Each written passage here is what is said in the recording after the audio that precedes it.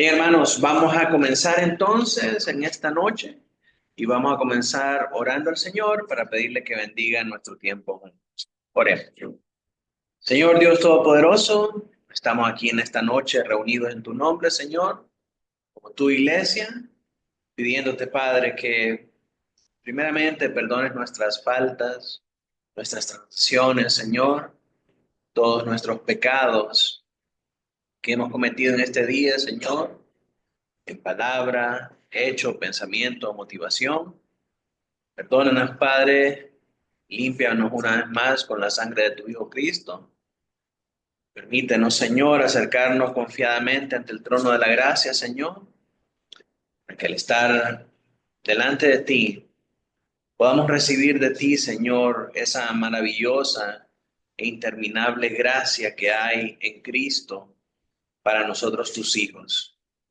Asimismo, Señor, te pedimos que bendigas este tiempo, que nos permita, Señor, poder escuchar todas estas cosas, guardarlas en nuestra mente y en nuestro corazón, para que podamos aprender de ellas, Señor, y para que podamos ser exhortados por ellas a perseverar en nuestra fe, Señor, a no flaquear, a no sucumbir, Señor, ante las maquinaciones del diablo, ante el plan, Señor, de este triunvirato del mal, Señor, y que estemos firmes, arraigados en nuestra fe, confiando en ti, sabiendo, Señor, que tú tienes cuidado de nosotros y que tú tienes un plan para nosotros, Señor, y que en toda esta historia que tú has trazado para tu creación y para la salvación de aquellos que son de tu pueblo, Señor,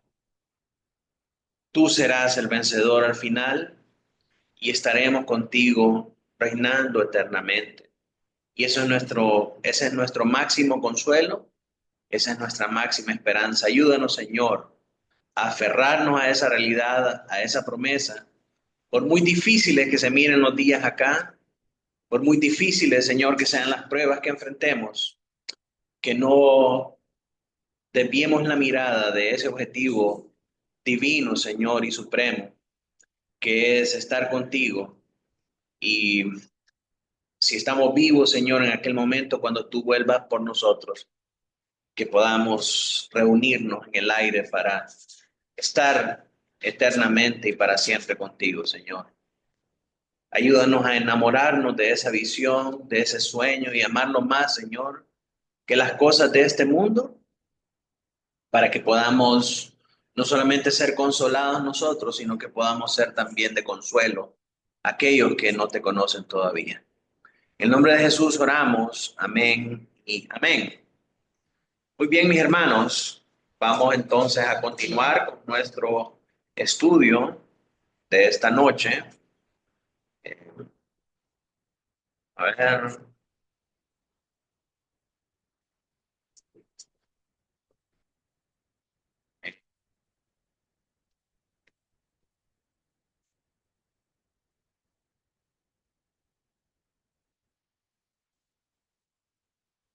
que mis hermanos en casa, si me confirman que pueden ver la pantalla.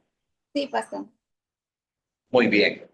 Pues, mis hermanos, estamos en esta sexta sección que tiene que ver con los juicios de las siete copas. Y dentro de esta sección llegamos a la última parte que comprende los versículos del 12 al 21 del capítulo 16, que tiene que ver con la sexta y la séptima copa. En la clase anterior vimos la sexta copa y el día de hoy vamos a terminar con la séptima copa. Así que antes de comenzar, recordamos algunas cosas que hemos venido diciendo a lo largo de esta serie, de esta última serie de juicios. Y es, en primer lugar, que no hay un derramamiento literal. Cuando las copas se están derramando, no es un derramamiento literal. Las copas representan el juicio divino sobre la tierra, un juicio que se origina en el cielo y que se lleva a cabo aquí en la tierra. Por tanto, la fuente del origen, el causante de estas cosas es el Señor mismo. Dios mismo da la orden desde el templo celestial para que sus ángeles ejecutores lleven a cabo el juicio aquí en la tierra. Entonces podemos ver que todo juicio proviene directamente de Dios. Específicamente este juicio de las copas, que es que es un panorama diferente, pero conectado también con los juicios, con la serie de juicios que ya hemos visto, de los sellos y las trompetas y ahora las copas. Se relaciona con la ejecución de la justicia desde el cielo. Y vimos también que hay un paralelismo, es decir, hay una conexión entre las copas, las trompetas y las plagas de Egipto.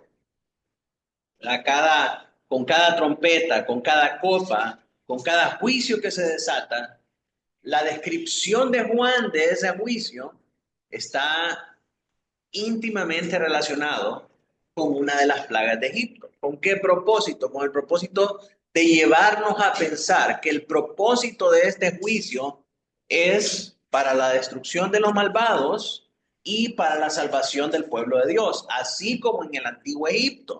¿Sí? Las plagas que Dios trajo sobre Egipto eran para la destrucción de Faraón, que era el enemigo principal del pueblo, para la destrucción del pueblo incrédulo e idólatra y todas las deidades de Egipto. Recuerden que dijimos en la clase pasada que cada plaga desbarató a una deidad egipcia.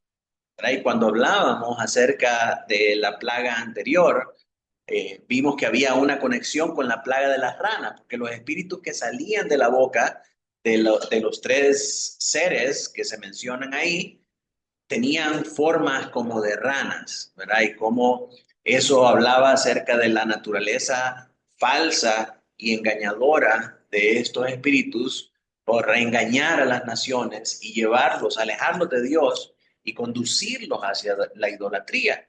Entonces estos espíritus malignos que tenían forma de rana, que salen de la boca de los tres seres del triunvirato maligno, que es la pregunta que la hermana Yasmín no pudo contestar en el retiro. No sé si se acuerda.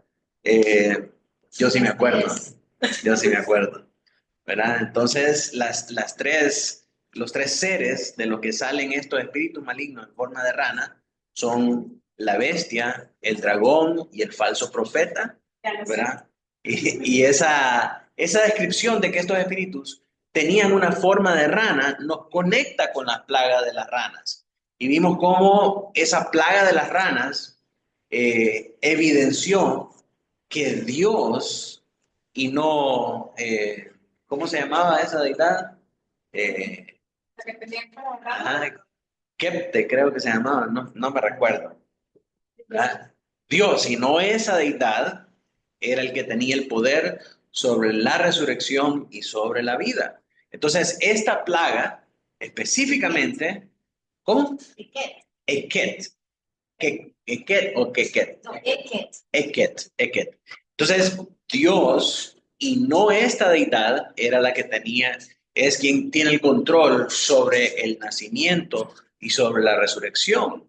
Y al salirse de esta rana fuera de control y solamente la mano de Dios eh, era quien podía controlar, esto desbarataba el poder que los egipcios le atribuían a esa deidad. Entonces esta plaga trajo un juicio sobre Egipto para llevarlos a conocer su idolatría y también para manifestar que era el Dios de Israel y que él iba a liberar a su pueblo. Entonces, cuando Juan nos presenta todos estos juicios y la relación que todos estos juicios tienen con las plagas de Egipto, lo que él quiere es que los receptores de este mensaje sepan de que así como el Señor usó el poder divino en las plagas para traer juicio sobre Egipto y liberación para el pueblo de Israel, asimismo en este último tiempo Dios va a usar su poder para traer juicio sobre la tierra, que es representada en Egipto,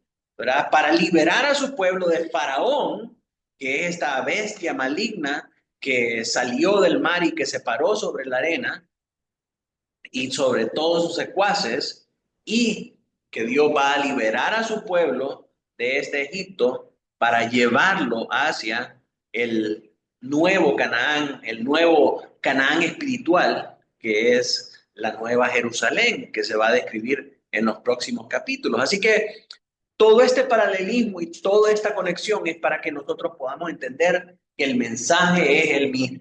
Así como Dios usa el poder de los juicios para castigar a los malvados y liberar a su pueblo, así Él va a hacer en el último tiempo a través de estos juicios que Él va a traer sobre la tierra para liberar a su pueblo y para juzgar a los impíos.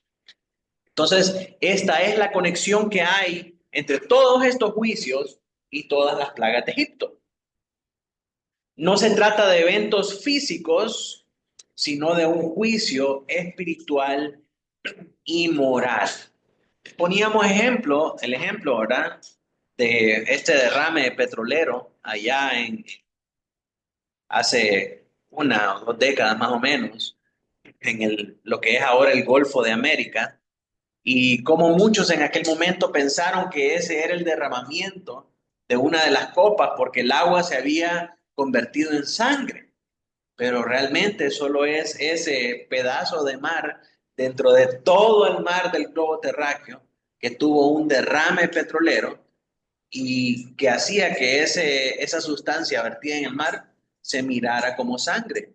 No es un juicio universal como vemos en la copa. Entonces, esta interpretación literal de esto es totalmente erróneo, porque los juicios no son físicos, no son reales, sino figurativos, como todo el lenguaje de este capítulo, ¿verdad?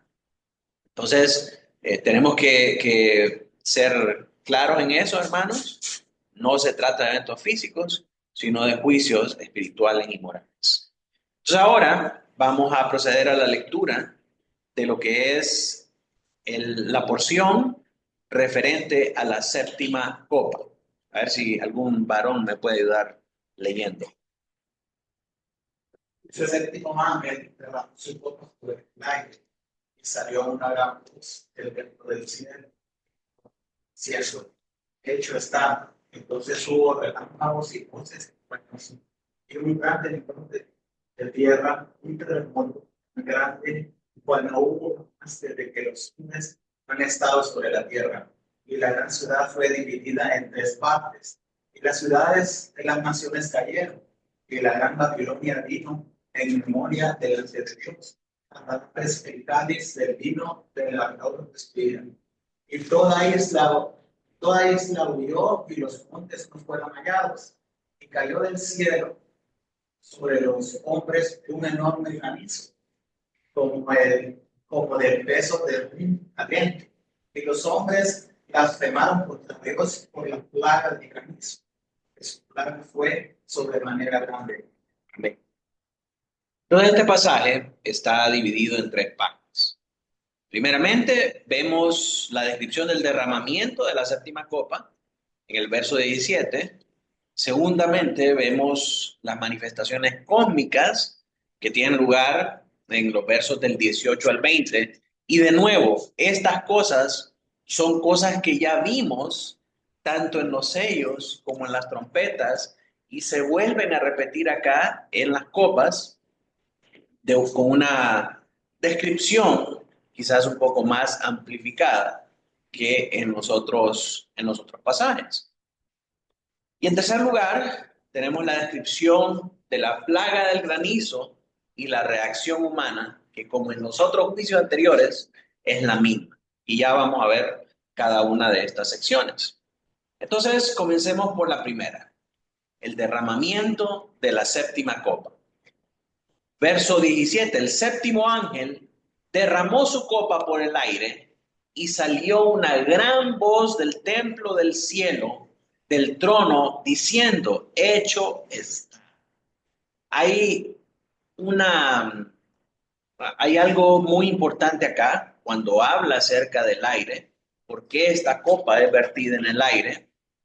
Y de nuevo, nos recuerda que el origen de este juicio es el gran templo celestial del cuarto del trono, donde la voz dice, hecho está.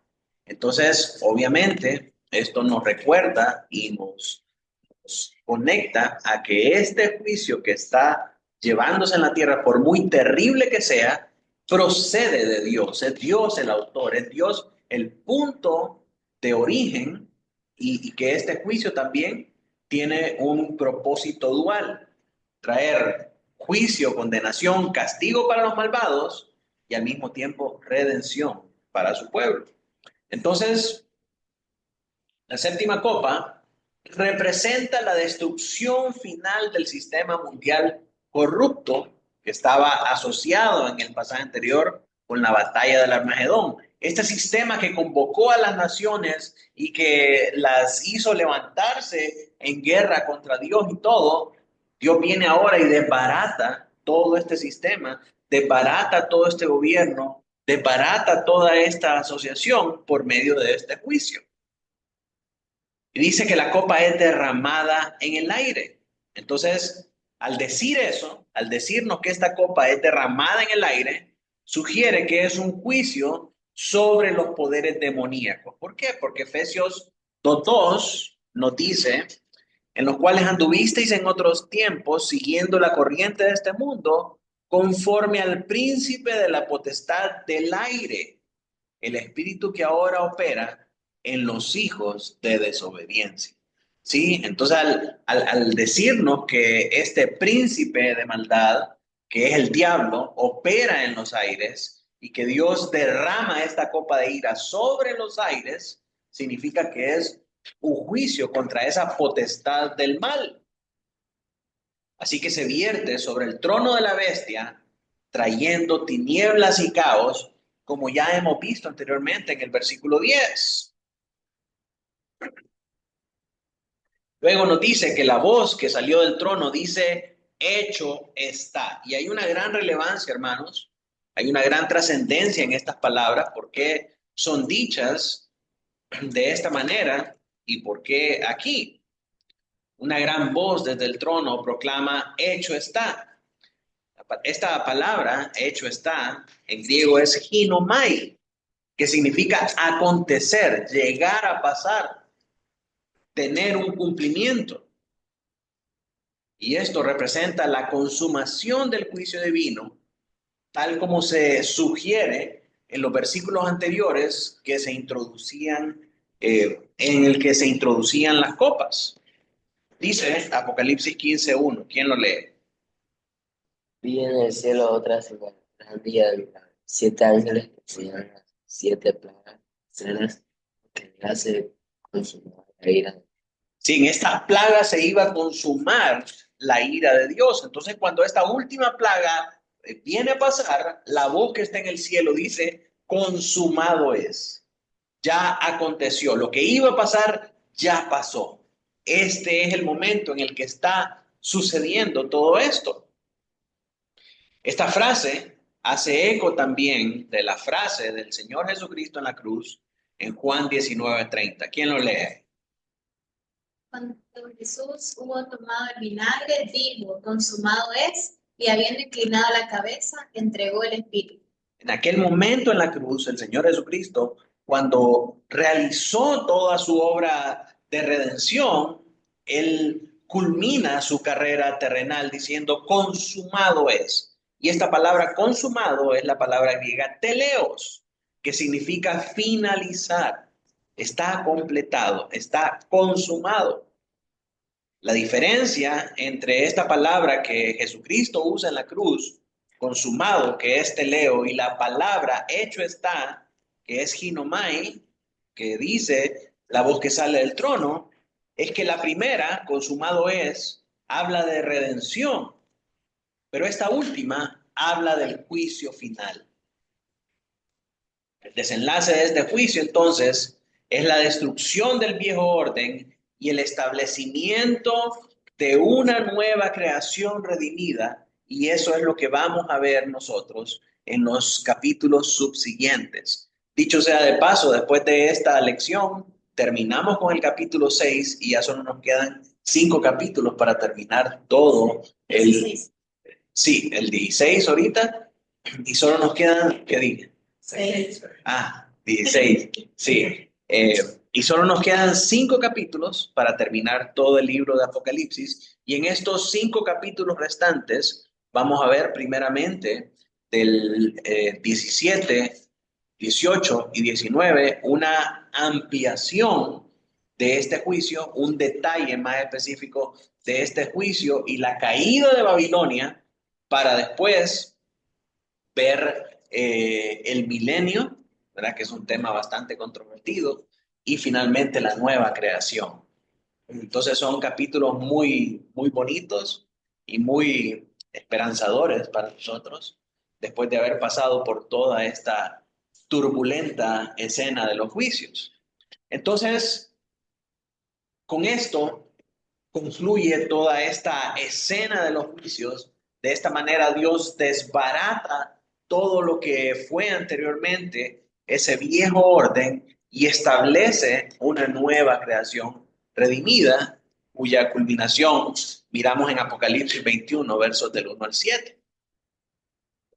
Ahora las manifestaciones cósmicas comienzan a detallarse en los versos subsiguientes. En los versos 18, 19 y 20. Primeramente el verso 18. ¿Quién lo lee?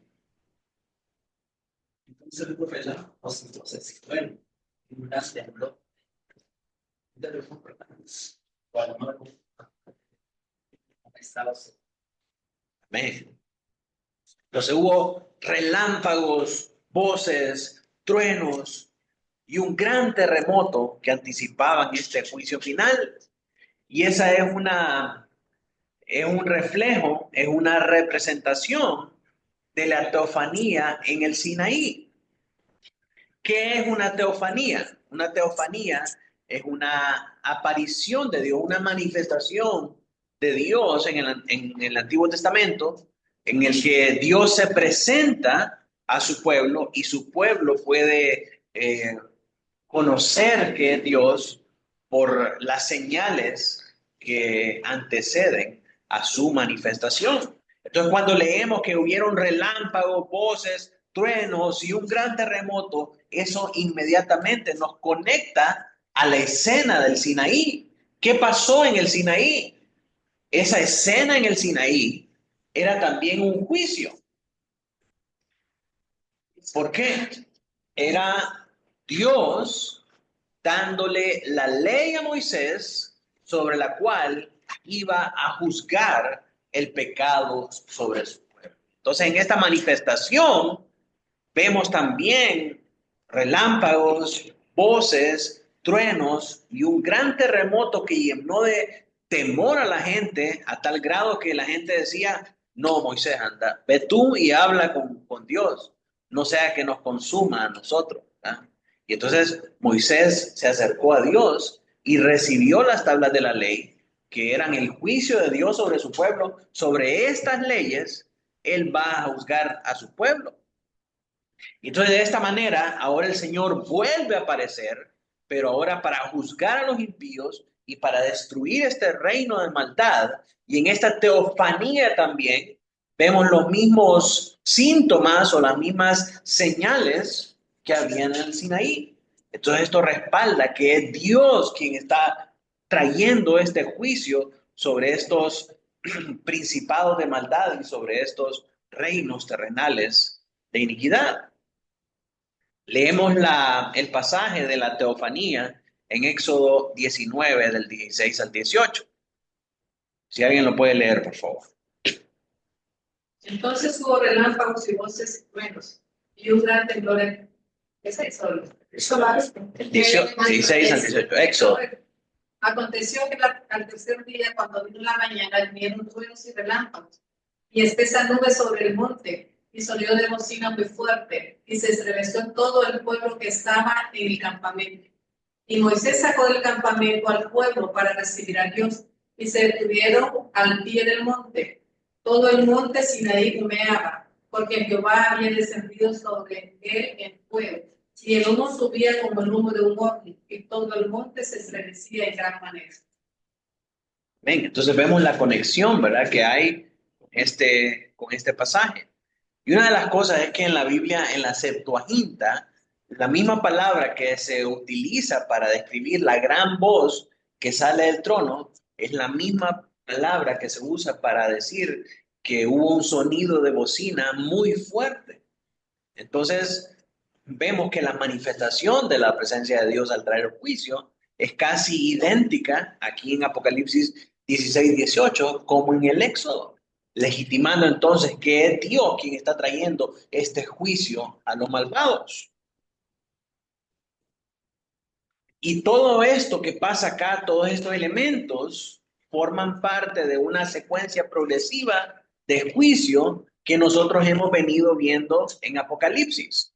Todas estas cosas que pasan acá en los versos 18, 19 y 20, estos truenos, relámpagos, terremotos, ya lo vimos anteriormente en Apocalipsis 4:5, 8:5, 11:19 y lo estamos viendo a ver acá en el 18 al 21.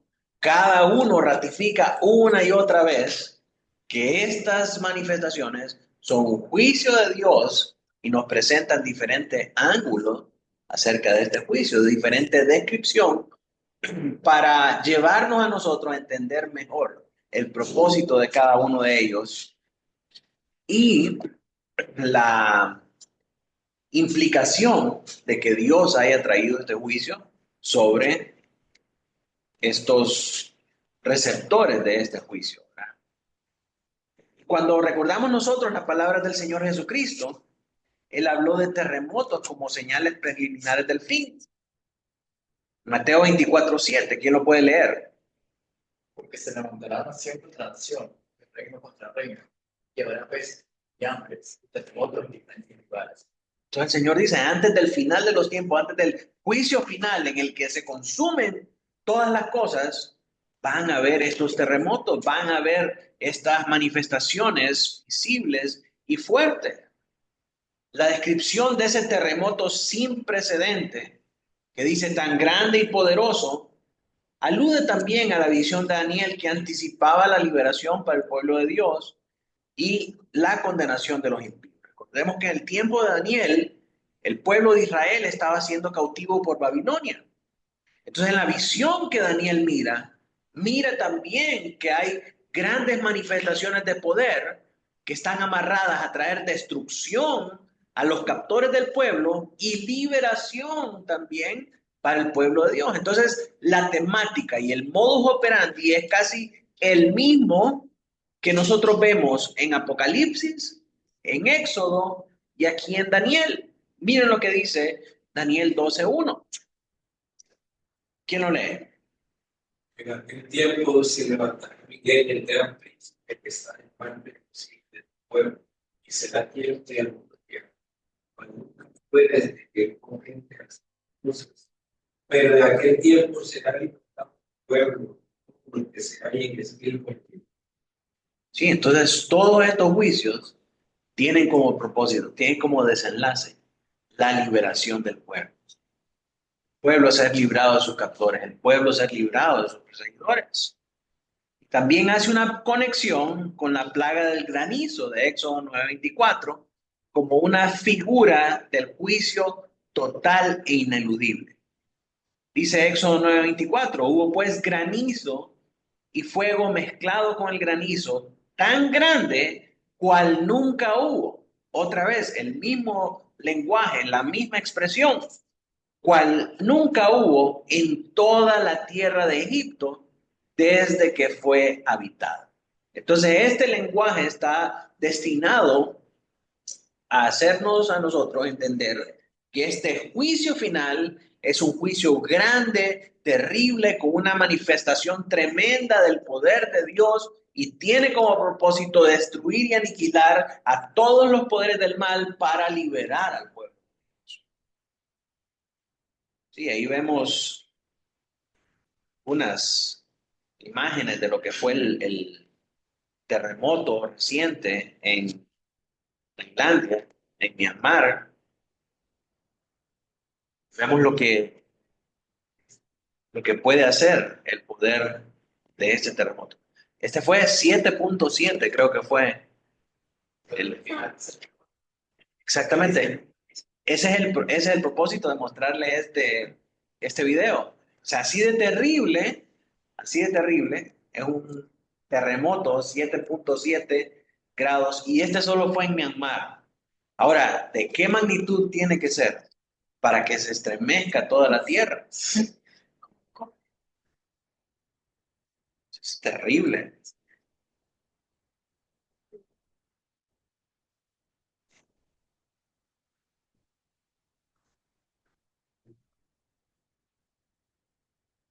El video luego, Sí. Entonces es tremendo, hermano. El juicio final de Babilonia, verso 19. Luego, después de ese terremoto, que fue la primera manifestación cósmica, vemos que la secuela o la consecuencia de ese terremoto es que Babilonia es partida, ¿verdad? Sucumbe ante este terremoto. A ver quién lee el verso 19. y la gran ciudad fue dividida en tres partes, y las ciudades de las naciones cayeron. Y la gran Babilonia vino en memoria de los pescados del vino de la Interesante. Dios trae este juicio para aniquilar a todos los poderes del mal y en ese momento en el que ese juicio se está llevando a cabo, Dios trae en memoria todos los hechos malvados que había hecho esta Babilonia. ¿Se acuerda? Que daba de beber del vino de sus fornicaciones a las naciones. Dios se acuerda de eso y ahora dice Dios, yo le voy a dar ahora del vino de mi ira, porque ella es culpable de darle del vino de las fornicaciones a las naciones. El gran terremoto entonces divide la gran ciudad y hace caer a todas las ciudades del mundo. Babilonia, un símbolo del sistema mundial impío, dice Daniel 4:30, es recordada por Dios para juicio. Todas las estructuras políticas, económicas, culturales y religiosas caen bajo la ira divina. Es decir, la bestia, el dragón, el falso profeta que representaban todas estas instituciones, caen todas bajo la ira de Dios. Babilonia, que antes embriagó las naciones, ahora bebe de la copa del furor de Dios. Así que el castigo de Dios es justo. Así como destruyó Babilonia, así va a ser destruida. Este juicio universal anticipa la caída detallada de Babilonia que vamos a leer en los capítulos del 17 al 19. Sí, así como Babilonia le daba del vino de sus fornicaciones a las naciones, así el Señor también la va a hacer beber del vino de su ira en el gran juicio. Ahora vemos la ruptura cósmica final en el verso 20. Dice, y toda isla huyó y los montes no fueron hallados. Esta frase representa la disolución total del mundo creado. Describe una destrucción universal similar a la que vimos en el capítulo 6, versículo 14, y que veremos más adelante de manera más detallada en el capítulo 20, versículo 11. Miren lo que dice Apocalipsis 6, 14. ¿Quién lo lee? Y el cielo se desvaneció como un pergamino que se enfría. Todo y toda isla se removió de su lugar. Sí, muy similar a este pasaje del 16:20. Dice que toda isla se removió de su lugar. Dice acá en el 20, toda isla huyó. En el 6:14 dice todo monte y toda isla. Y aquí dice, los montes no fueron hollados. Y este es un indicativo de que el juicio final es inescapable. Leímos también que la gente quería huir de toda esta ira, pero no podían, no había a dónde pudieran refugiarse. El juicio es ineludible y es un preludio a la caída definitiva de Babilonia.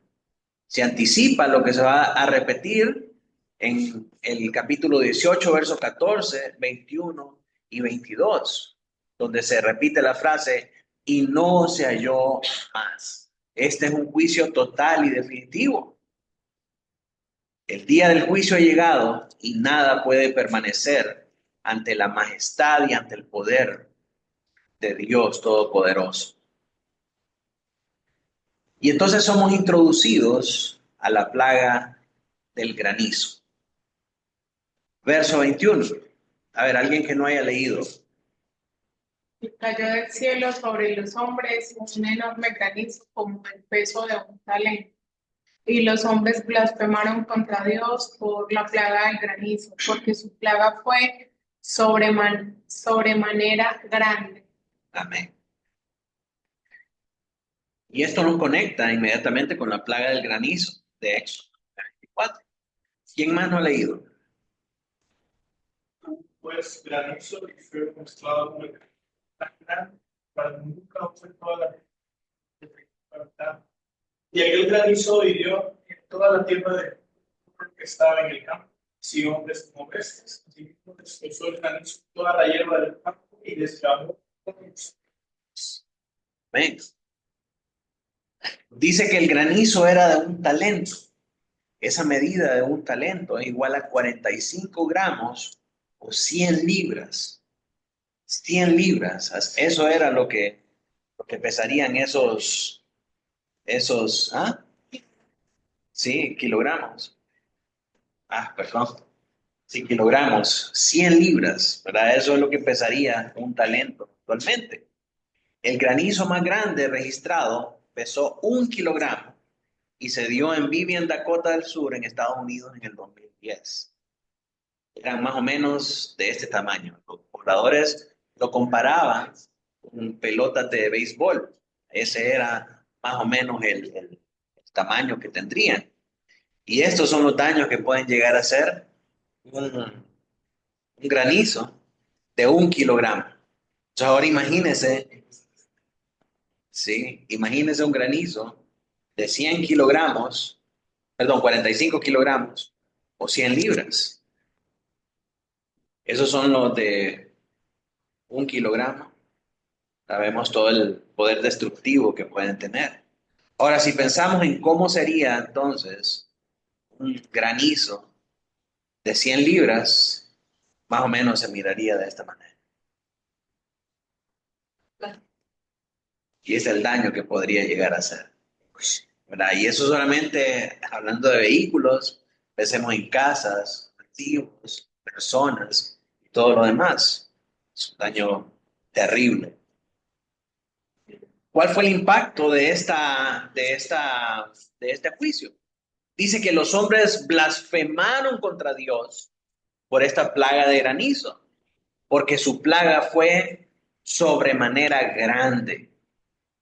La gente que sufría el juicio blasfemó contra Dios por la plaga, porque esa plaga fue sumamente grande.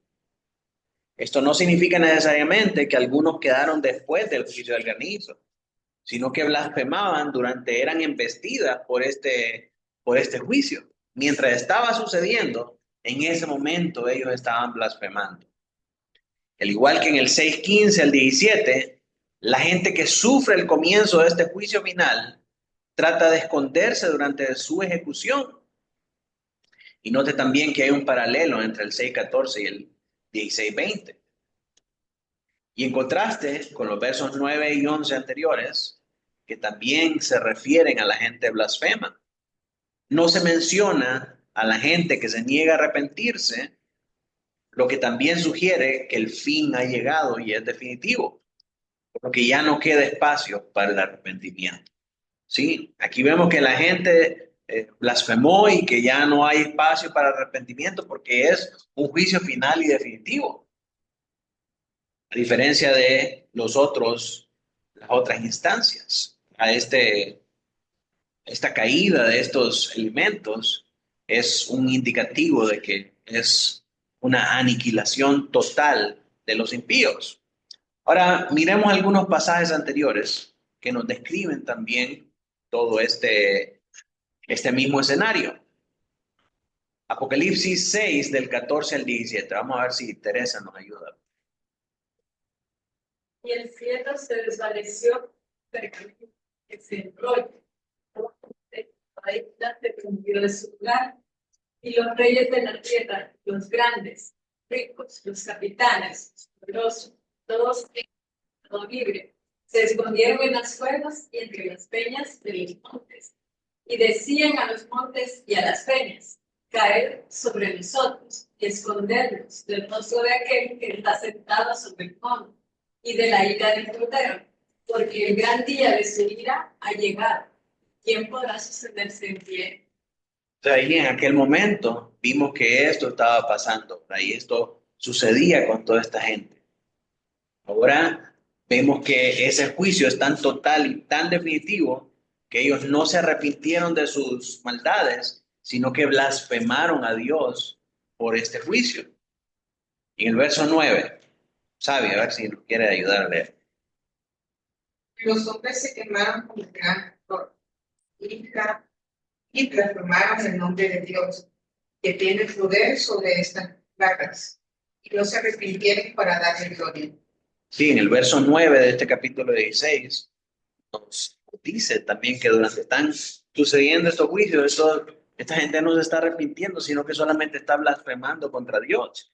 Y en el 11 volvemos a ver, y blasfemaron contra el Dios del cielo por sus dolores y por sus úlceras, y no se arrepintieron de sus obras. Y en el 20 también vemos que no hay un arrepentimiento, sino que solamente hay un juicio total. ¿Por qué no hay arrepentimiento? ¿Por qué no se nos dice que hay arrepentimiento? Y este es un juicio final, y es un juicio total. Ya no hay oportunidad de arrepentirse. Entonces, mis hermanos, la aplicación de todo esto es que estos moradores de la tierra, a pesar de experimentar angustia y sufrimiento por los juicios de Dios, se niegan a arrepentirse. El juicio final va a ser inminente y no va a haber más tiempo para el arrepentimiento. El arrepentimiento hoy es crucial para evitar ser como los que en medio de la plaga se endurecen en su pecado y blasfeman contra Dios. Hoy es el día de la salvación. No esperes hasta el día del juicio, cuando ya no va a haber oportunidad para arrepentirse. El llamado es urgente. No te endurezcas. Busca a Dios mientras hay tiempo. El juicio final es un juicio real y será severo. Aprovecha el tiempo presente para arrepentirte y para volver a Dios antes de que sea demasiado tarde. Sí, mis hermanos, de esta manera concluimos con este capítulo 16. Pasamos ya a la sección 6 y en la próxima clase, la próxima reunión, vamos a comenzar la sección 7, que es el juicio final de Babilonia y de la bestia, y comprenden los pasajes del 17 al 10. Posteriormente, en el 20, vamos a ver el controversial milenio, y luego en el 21, la nueva creación y la iglesia perfeccionada en gloria, y en el capítulo 22, el epílogo o el tomo final de esta historia, de este libro de Apocalipsis, que tiene un mensaje tan importante para nosotros, iglesia. Así que con esto llegamos al final de nuestro estudio de esta noche y vamos a terminar orando al Señor. Hermano Josué, ¿nos puede ir en oración, hermano? Amado Dios y Padre celestial, cuánto, Señor, nuestro corazón disculpa de gozo, alegría, al saber estas cosas, al conocer estas cosas, sobre todo al saber que somos parte de tus pueblos, Señor, de tus redimidos, de acción que cantarán de tu poder y de tu gloria, Señor. Te damos las gracias porque para nosotros es una realidad bíblica, Señor, que tú nos has querido revelar, que no vamos a estar entre aquellos que sufrirán este juicio tan devastador, Señor, tan tenebroso, espantoso. Te damos las gracias, Padre, porque todo tú lo planeaste, Señor, para que fuera glorificado, para que fuera el vencedor. Y te damos las gracias porque te ruego a ti, Señor, o te ha placido a ti que nosotros seamos parte de ese plan, Señor, de aquellos que tú escogiste salvar. Muchísimas gracias, Padre, porque entendemos, Señor, cuán severo es ese juicio que viene para la humanidad, Señor. Sabemos que saldrán incólumes, que saldrán daños terribles, que sus almas, Señor, no podrán arrepentirse, al contrario, blasfemarán. Y agradecemos, Padre, porque nosotros no estaremos ahí. Pero sobre todo, te damos las gracias porque vamos a habitar por toda la eternidad en Cristo. Gracias porque sabemos que el cielo será hermoso, maravilloso, porque allí va a estar Cristo, porque allí vas a estar tu Padre, porque allí va a estar toda la comunidad de redimidos cantando de tu victoria, de tus juicios verdaderos. Muchísimas gracias por enseñarnos estas verdades, como otras veces oramos también ahora. Ayúdanos a que podamos aterrizar esta enseñanza en nuestra vida práctica, el día a día, Señor, en la crisis que tenemos pecado, que podamos pensar, Señor, y meditar. Si estamos firmes, pensamos estar firmes, veremos por no caer, Padre. Y sabemos que nos guarda, creemos que el poder del Espíritu guarda, Señor, nos guardarás a la vida. Te damos las gracias por el pastor, porque tú te has dado, Señor, ese deseo, ese ánimo, fruto de prepararse por traer a tu rebaño ese pasto fresco, esa verdad que nos da vidas, esa verdad que nos lleva cada día a parecernos más a Cristo. Oramos, Padre, para que aquellas personas que todavía no han venido al arrepentimiento, que han estado visitando, Señor, esta iglesia, que tú permitas, Padre, que esta verdad llegue a sus oídos y a sus corazones, procedan en arrepentimiento. Por todo, te damos gloria en el nombre de Cristo Jesús. Amén. Amén. Amén. Amén.